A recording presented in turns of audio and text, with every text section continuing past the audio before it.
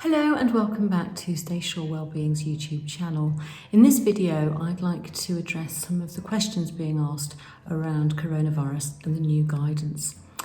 Let's start with, I have an underlying health condition or have been shielding, can I now go out? So the government advice has changed and shielded patients who have been locked away, I know, for many weeks are now allowed to go out once a day or to go out and meet one person. That's what you're allowed to do. Whether or not you should or you feel comfortable doing that is obviously down to personal choice. And I know many of my shielded patients feel very anxious about actually going back outside as much as they want to. And I do appreciate that because, of course, if you're a shielded patient, you are by definition one of the more vulnerable or most vulnerable. In this question, you also talked about you have a health condition. So if you are somebody who has a health condition, but you're not necessarily on the shielded list, then you can be a little bit more relaxed. My mum and dad would fit into that category.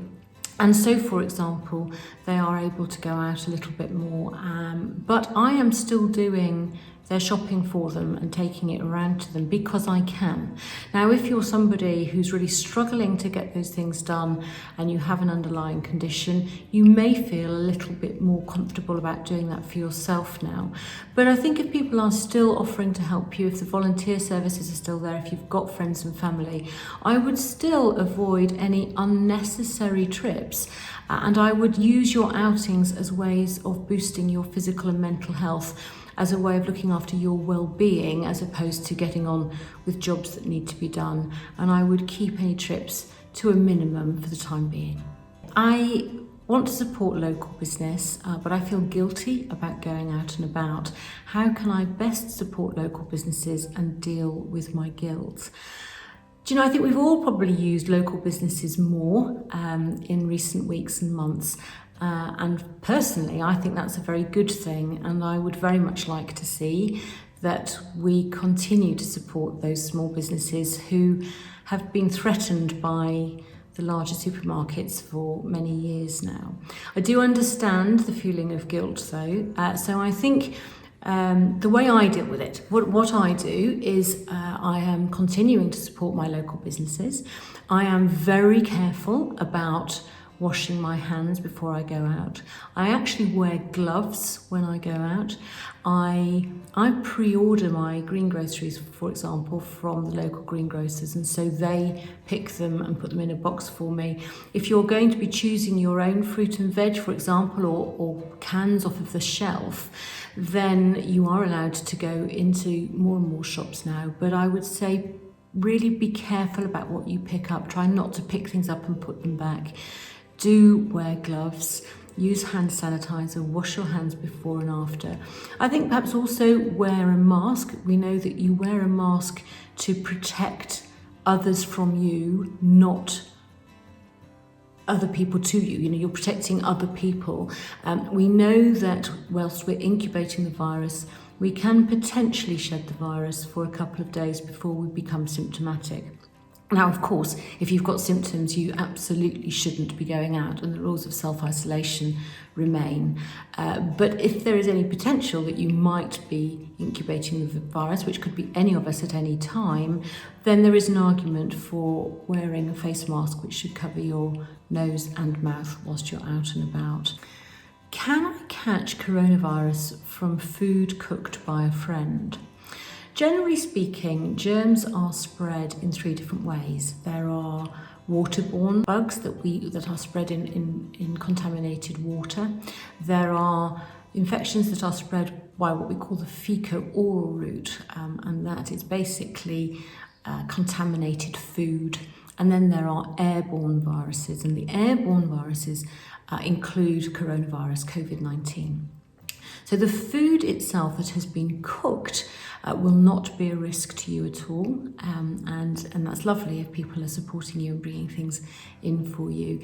And I'm sure that the kind of people that are doing that will also be adhering to all those measures of hand hygiene and so on. So your only risk really from that food would be in containers that could have been handled before people have washed their hands. So I think just speak to the people that are delivering your food. They are almost certainly washing their hands very regularly, probably wearing gloves before they deliver the food, in which case actually you should just enjoy those meals, and thank you to those people who are supporting you.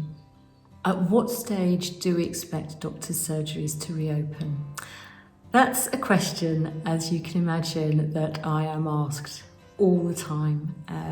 General practice is very different today, and as I speak to you today, our practice door is still locked. We of course are very much still open, but people can't just walk into the surgery. We are dealing with all of our contacts by telephone first, but we are starting to invite more patients back into the surgery, but only after a consultation on the telephone or by video with a nurse or a doctor. And if we then think that we actually need to see you, we will give you an appointment. So definitely I am seeing more patients coming through our door than just a few weeks ago. And finally, if I postpone my family holiday till 2021, will the coronavirus have gone? We really don't know what the future holds. I don't think this coronavirus is going anywhere. Other viruses don't go anywhere. We still have measles, we still have the common cold, we still have flu. But what we have is ways of managing them. Now, the common cold is a minor illness and we simply treat the symptoms. The flu and measles we have a vaccine for, but they are still with us. There's an awful lot of work going on into vaccines at the moment, and there is a hope that we may have an effective vaccine by the beginning of 2021. But of course, that's down to the research, and there's no guarantee there. What I hope is that we will have learnt ways of managing this virus. We're already learning that a lot more people than we first thought contract the virus and have no symptoms. And the hope will be that we will develop what we call a herd immunity, where the majority of people are actually immune to this virus. We don't know that yet, because we still don't know whether having had the virus once means that you would be immune from getting it again. And even if you were immune for getting it again, how long would that immunity last? So there's a lot of unanswered questions, but the hope will be that we will gradually find that we can all do more and more things. So I hope that's been useful. As always, please do comment or email on the Stay Sure Wellbeing website. We really want to hear from you. Whatever you want talked about, we want to be talking about. So until then, stay safe.